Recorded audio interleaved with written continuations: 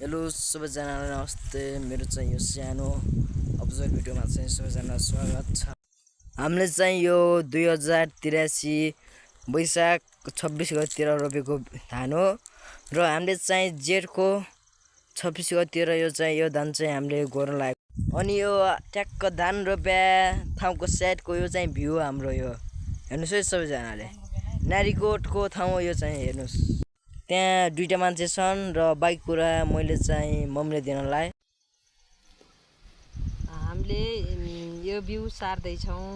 यो बिउ सार्न अति समस्या परेको छ। खडेरीले गर्दाखेरि पानी नपरेको कारणले गर्दा खेतीपातीमा अहिलेको सालको असर छ। मकै पनि राम्रा भएनन्, सुके र धान खेती पनि सार्न मुस्किल छ।